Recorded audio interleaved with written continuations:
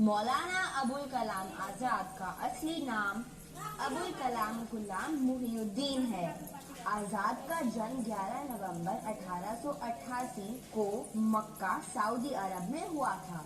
उनके पिता मोहम्मद खैरुद्दीन थे, जो एक बंगाली मौलाना थे और बहुत बड़े विद्वान थे।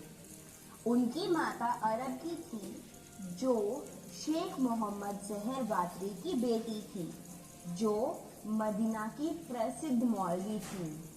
आजाद के पिता मौलाना खैरुद्दीन अपने परिवार के साथ बंगाल राज्य में रहा करते थे, लेकिन 1857 के समय हुए विरोध के कारण उन्हें भारत देश छोड़कर अरब जाना पड़ा, जहां मौलाना आजाद का जन्म हुआ था। आजाद जब 2 साल के थे, तब 1890 में उनका परिवार वापस भारत आ गया और कलकत्ता में बस गया।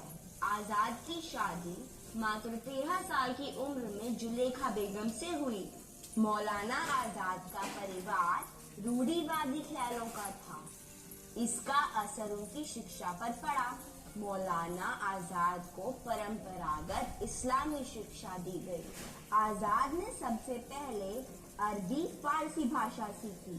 इसके बाद उन्होंने दर्शन शास्त्र, ज्योमेट्री, गणित और बीजगणित का ज्ञान प्राप्त किया।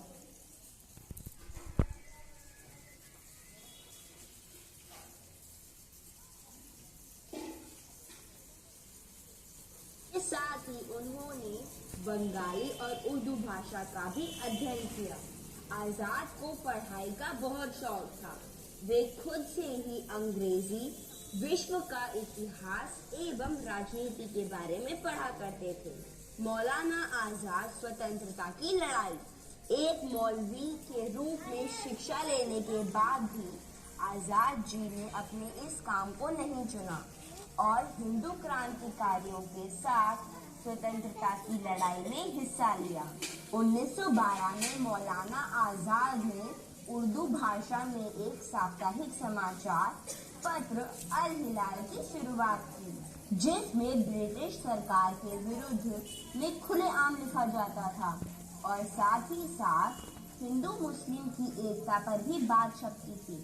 सन